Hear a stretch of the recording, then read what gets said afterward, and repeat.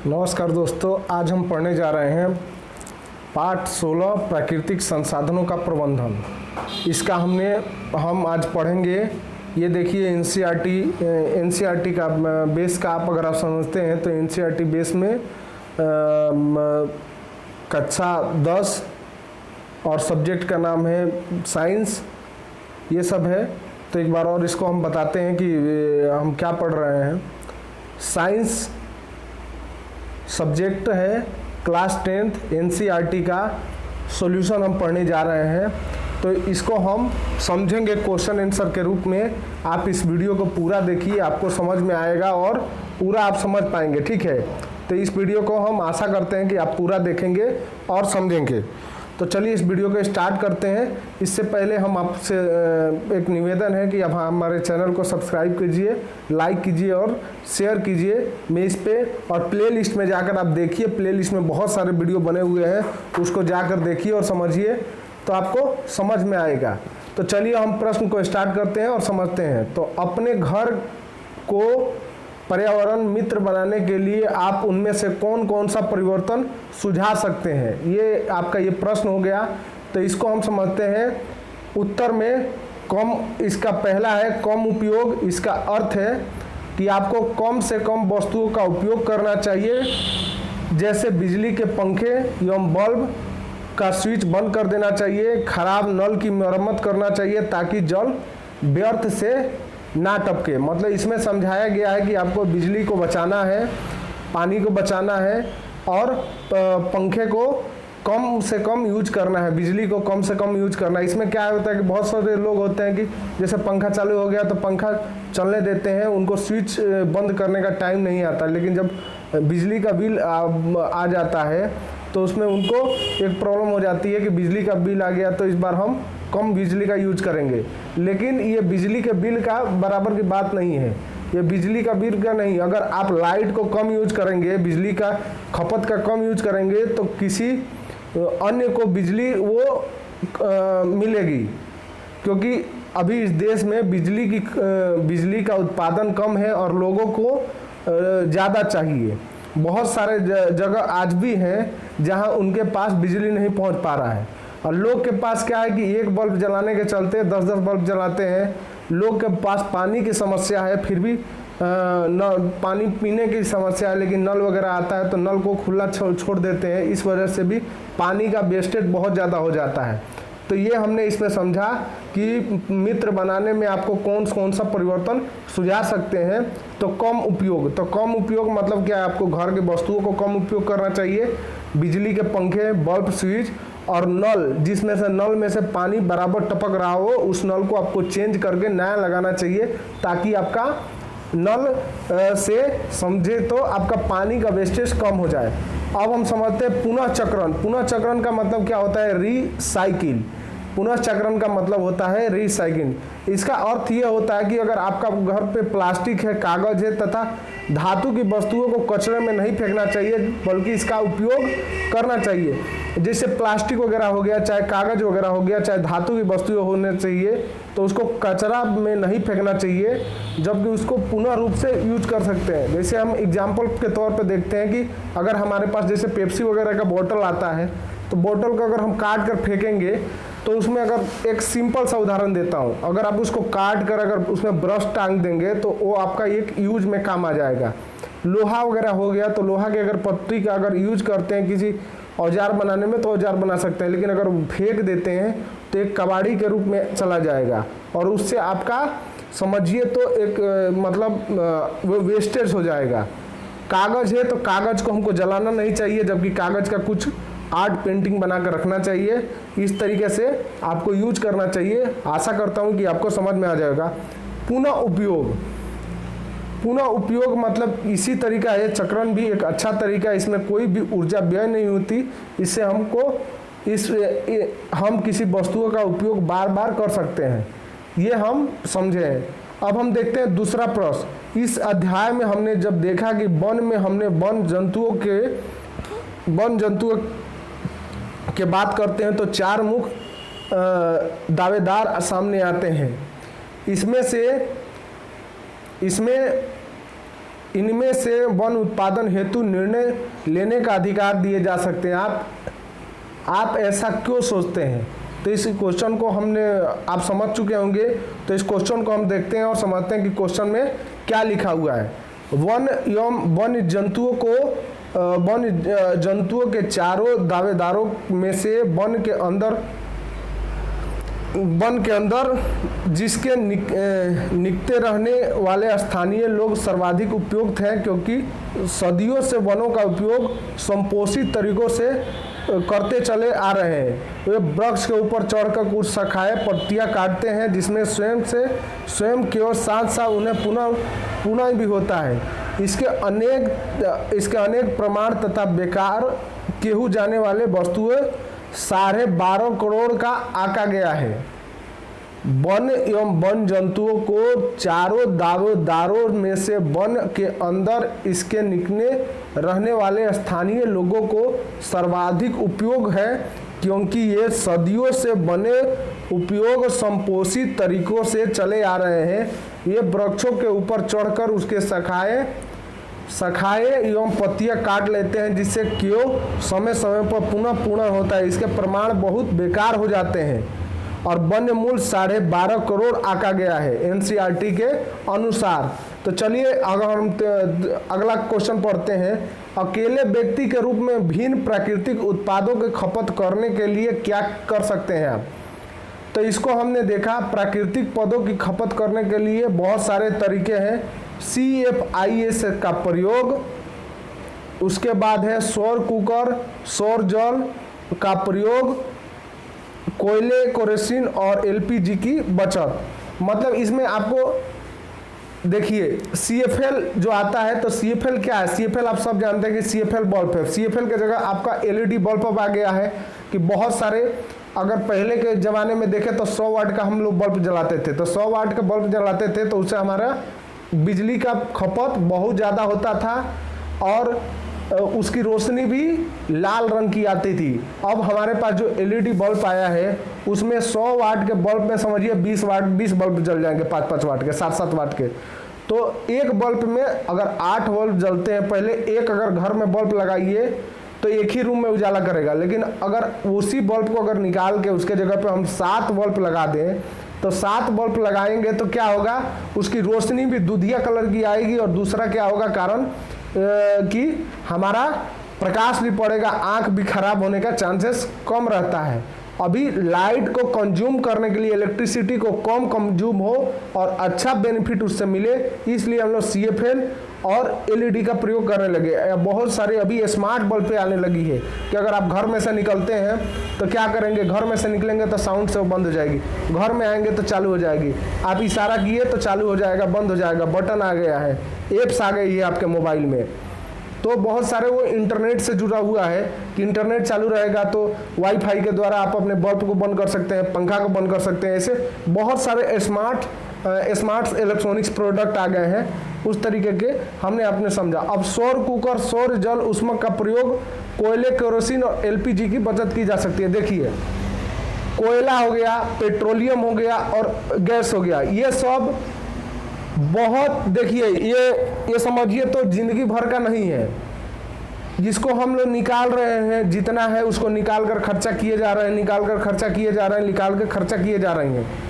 इसको बनने में हजारों वर्ष का लगता है कि अगर कोई भी आप पढ़े होंगे 8वीं 9वीं में कि कोयला कब बनता है या गैस कब बनता है, तो बहुत सारे इसके डीकम्पोजिट होते हैं। कोयला बनने का समय बहुत होता है कि अंदर गया, चाहे पेट्रोलियम बनाने का चाहे गैस बनाने का अगर समय होता है तो उसमें बहुत सारे वर्ष लगते हैं। और वर्ष लगने के साथ साथ उसमें जितने भी अगर आप पढ़े होंगे तो आप समझेंगे कि बहुत सारे ऐसे पदार्थ हैं कि जितने भी पेड़ पौधे हैं या उनमें कुछ क्रिया होती है, क्रिया होने के साथ वो दब जाते हैं, दबने के कारण उनका गैस का रूप लेता है। उसको हमने प्यूरिफाई करते हैं अपने कंपनियों में और निकालते हैं। गैस वगैरह, पेट्रोलियम वगैरह हम लोग निकालते हैं कहाँ से, हम लोग निकालते हैं समुद्र में से। लेकिन अगर कोयला वगैरह निकालेंगे तो कोयला कहाँ से निकालेंगे, कोयला हम लोग जमीन में से निकालेंगे। तो ये सब हमने देखा। तो इसके जगह पे हम क्या यूज कर सकते हैं, इसके जगह पे हम लोग सोलर का यूज कर सकते हैं। धूप हमको मिलेगी ही मिलेगी, धूप हमारे पास आएगा ही आएगा। तो धूप आने के जगह पर हमको क्या करेंगे, धूप आने के जगह पे अगर आप देखेंगे तो धूप से हम लोग क्या करेंगे, अपना सोलर चला सकते हैं। सोलर से अपना गैस, सोलर से अपना सोलर कुकर का यूज कर सकते हैं, जल का यूज कर सकते हैं, जैसे हम जैसे हम एग्रीकल्चर में यूज कर सकते हैं, हॉस्पिटल में यूज कर सकते हैं, अपना लाइट को कंज्यूम करने से भी यूज कर सकते हैं। जितना भी ये मान कर चलिए, जितना भी हम लोग लाइट का प्रयोग कर रहे हैं, लाइट कैसे बन रही है, या तो हम बना रहे हैं कोयला से बना रहे हैं, या पेट्रोलियम से बना रहे हैं, या दूसरा हम चीज़ बना रहे हैं। अगर आप आगे चल के 10वीं के बाद में पढ़ेंगे तो आपको मालूम होगा कि कितने तरीके से ऊर्जा का उत्पादन किया जा सकता है बिजली बनाने में। तो कैसे हम बिजली को उत्पन्न कर सकते हैं, तो इसको हम देख सकते हैं और समझ सकते हैं। तो मतलब सौर क्या है, जितना धूप उगेगा उतना आपका जलेगा और अपना वो सिस्टम काम करेगा। आपके घरों में, बहुत सारे लोग के घरों में होगी सौर कुकर, सौर जल होगी, तो आप समझे होंगे। नहीं तो कोई ना कोई के घर में सोलर प्लेट यूज होता ही होगा, जो सोलर प्लेट लाकर बैटरी के रूप में, बैटरी से हमारा पंखा, लाइन, टीवी वगैरह चलता है। इस तरीके से हम आप देख सकते हैं, ठीक है। तो इसको मैंने कॉन्सेप्ट क्लियर कराया। अब हम समझते हैं टपकने वाले नलों की मरम्मत कर हम अपने पानी की बचत कर सकते हैं। तो टपकने वाले नलों की मरम्मत कर हम अपने पानी की बचत कर सकते हैं। देखिए बहुत सारे ऐसे हैं, दो तरह के नल आते हैं। दो तरह के नल कौन कौन से होते हैं, एक तो पीवीसी आता है नल, एक होता है एसएस का नल होता है, एक जीआई का नल होता है। इस सब के एक मतलब समझिए साधारण भाषा में, एक तो हम स्टील वाले नल का यूज करते हैं और दूसरा हम प्लास्टिक का यूज करते हैं। तो स्टील वाले नल जल्दी खराब नहीं होता, जबकि अगर हम प्लास्टिक वाले नल का यूज करते हैं तो जल्दी हमारा नल खराब होने लगता है। तो इस सिचुएशन में हमारा, अगर आप समझेंगे तो हमको ज़्यादा से ज़्यादा उसको चेक करते रहना चाहिए, क्योंकि हमको जल ही जीवन है, इसके मानकर हमको चलना पड़ेगा, समझना पड़ेगा कि जल की हमको कितनी आवश्यकता है। अगर पानी अगर नहीं रहे तो आदमी मर जाएगा। खाना अगर नहीं भी मिल रहा है तो कुछ समय के लिए आदमी जीवित रह सकता है, लेकिन पानी के बगैर आदमी मर सकता है। तो इस समस्या को अगर आपके दिमाग में हो तो इसको डालकर आपको सोचना चाहिए, समझना चाहिए कि पानी को बचाने के लिए जो भी काम आते हैं उसको हम अपने घरों में या कहीं भी जहाँ भी आप रह रहे हैं उसको हम यूज कर सकते हैं, ठीक है। अब हम देखते हैं चौथा इसमें का पॉइंट है, रेड लाइट पर कार या अन्य वाहनों का प्रयोग करके पेट्रोल डीजल की बचत कर सकते हैं। अब रेड लाइट क्या होती है, रेड लाइट जैसे ट्रैफिक सिग्नल हो गया, अगर आप शहर वगैरह में जाते हैं, ट्रैफिक सिग्नल आ गई तो उस समय पे आपको गाड़ी को चालू करना नहीं है। ट्रैफिक सिग्नल में आधा घंटा लग जाता है, 10-10 मिनट लग जाता है। तो 10-10 मिनट के जगह पे अगर अपने स्विच को बंद कर देते हैं तो अपने गाड़ी की तेल की बचत हो जाएगी। तेल मतलब पेट्रोल, डीजल, गैस से चलने वाली जो कार है, वाहन है और मोटरसाइकिल है, ट्रक है, इस तरीके के है।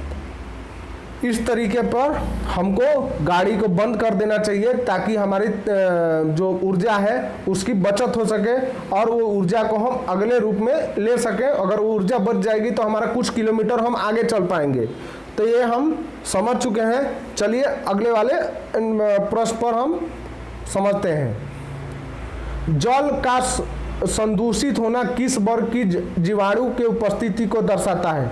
तो इसका वर्ग उत्तर हो गया जैव विविधता के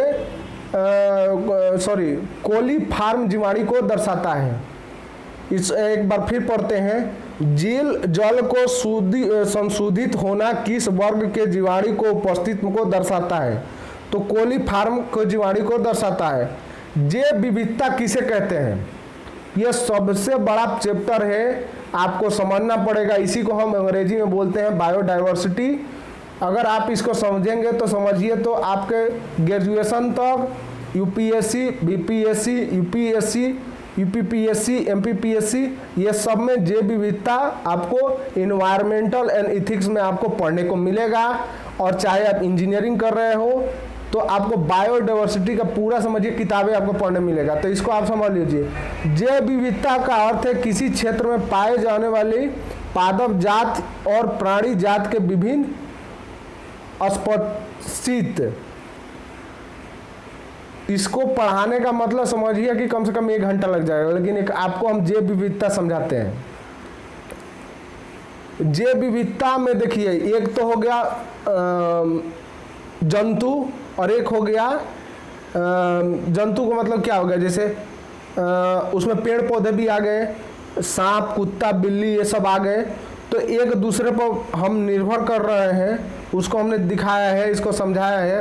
तो एक आपको एग्जांपल देता हूँ। जैसे शेर है, तो शेर किस पे निर्भर करता है? शेर अपने छोटे जातियों पे निर्भर करता है। तो शेर किसी और जानवर को खा लेता है। जानवर जिसको खाता है वो किसको खाता है? वो किसी दूसरे चीज़ को खाता है। एग्जाम्पल के तौर पे देखिए, कुत्ता किससे डरेगा? कुत्ता समझिए, जैसे बिल्ली हो गई, तो बिल्ली क्या है? चूहे को खा लेती है। सांप क्या है? मेढक को खा लेता है। इस तरीके से इस पर निर्भर है। हमारे प्लांटेशन जो भी होते हैं उसको भी इसमें दर्शाया गया है। तो इसको ये छोटा टॉपिक है, इसमें आपको इतना ही आप याद रखिएगा कि जैव विविधता का अर्थ है किसी क्षेत्र में पाए जाने वाली पादप जात और प्राणी जात के विभिन्न स्पीशीज। इसको आप देख सकते हैं, समझ सकते हैं। तो हम आगे बढ़ते हैं और इसको समझते हैं। दूसरा क्वेश्चन, जीवाश्म ईंधनों की विवेकपूर्ण ढंग से प्रयोग करना क्यों आवश्यक है? तो जीवाश्म ईंधनों का विवेकपूर्ण ढंग से प्रयोग करना आवश्यक है क्योंकि इसमें सीमित और अनविकरणीय तथा इसका प्रदूषण बढ़ता है। गैप का पूरा नाम क्या है? गैप का पूरा नाम क्या है? GAP, Ganga action plan. Gap का पूरा नाम क्या है? Ganga action plan. चिपको आंदोलन कहाँ हुआ था? तो चिपको आंदोलन गढ़वाल के नैनिक नामक गांव में हुआ था। चिपको आंदोलन गढ़वाल के नैनिक नामक गांव में हुआ था।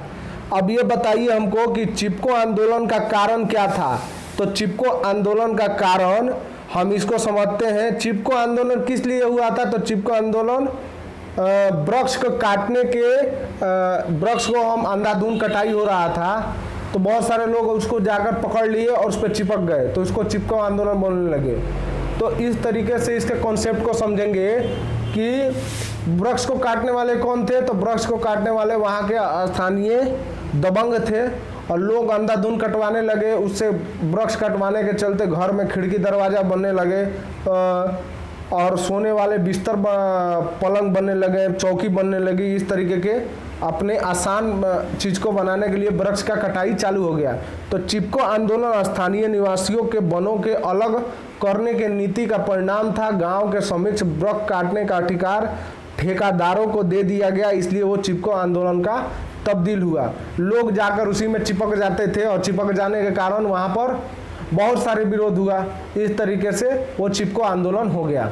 जैव विविधता को नष्ट होने का प्रभाव क्या हो सकता है? इसको हम समझते हैं।